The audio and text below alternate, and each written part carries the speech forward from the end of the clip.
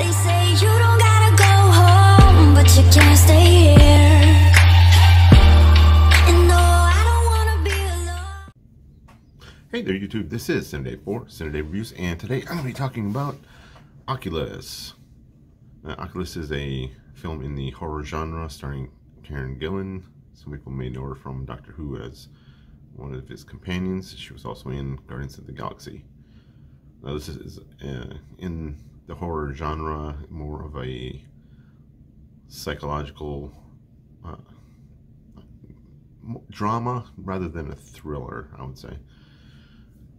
And it focuses on one family and the tragedy that happened to him several years ago, and it goes back and forth between the present time and the past. So you've got constant changes in, I guess, what I would call the tempo of the film.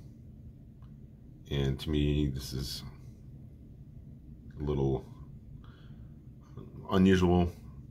You see films by Quentin Tarantino, those are filmed, sometimes you'll see stuff that's out of order. But this really isn't out of order. This is just two sequential things happening, but they're cutting them together and they're separating them. And once in a while you get a little bit of a crossover. The thing I was not too excited about was the pacing. To me, felt really slow, and this film has, I think, 3 big jump scares.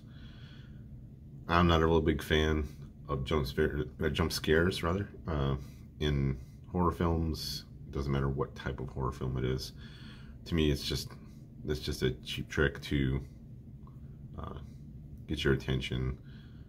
It's kind of like if you're washing your dishes and somebody sneaks up behind you and just yells in your ear. You're startled for like a half a second, and then you realize, oh, it's really nothing. So I don't know why people still use that kind of thing nowadays. To me, it's just really cliche for the horror genre. One other thing I really wasn't excited about that was there was a lot of exposition about the Oculus, which is another term for a mirror. They also call it a looking glass. And this focuses on one that was made, I think in the late 1500s or something like that, really long time ago in Germany. And another issue I had with the film was you never really understood the lore behind the mirror.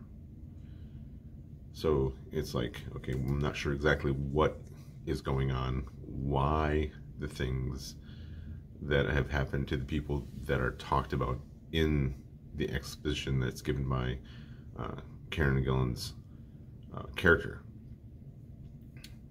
So she's there with her brother. He shows up at their house. He's been in psychological care since the tragedy that happened previously. So she's arguing with him about stuff, and they're going back and forth about, well, it's just a mirror. And the first thing he says, well, why don't we just break it?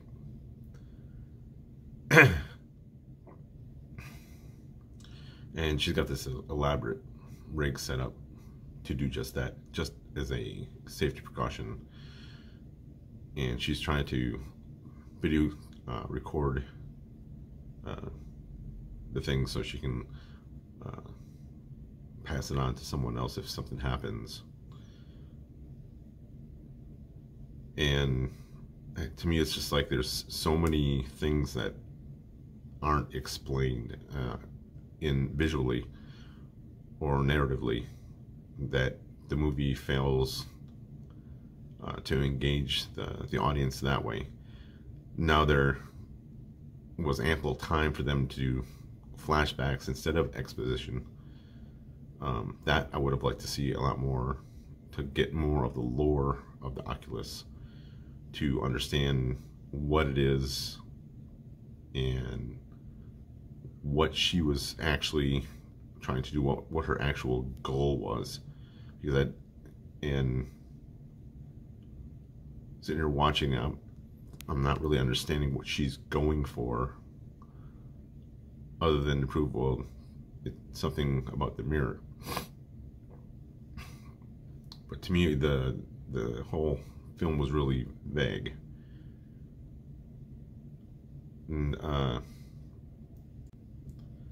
one of the other things I think that's lacking is character motivation for pretty much all the characters. The dad, he was this programmer, and you didn't really see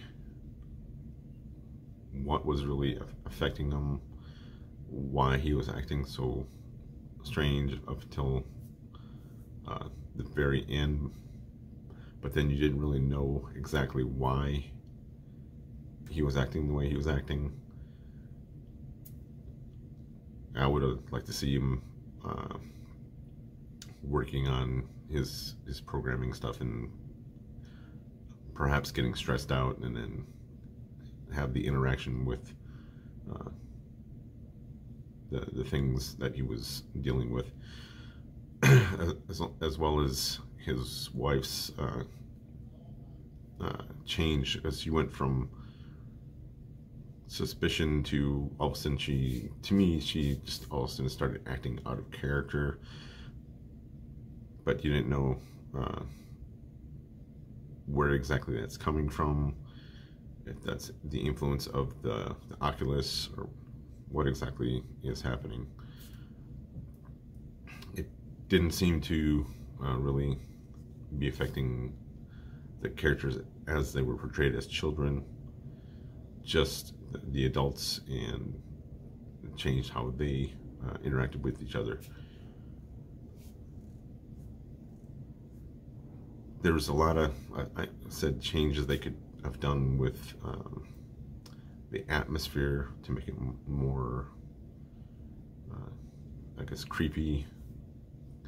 Because you could do something that changes over time, and that's apparently, there's a short time period that once people get the Oculus, that stuff starts happening to them, and they change, and all of a sudden something bad happens. So overall, I would give this, I gotta give it like a C+. It's almost at the B- territory, but it's just like, it was too vague, like I said earlier.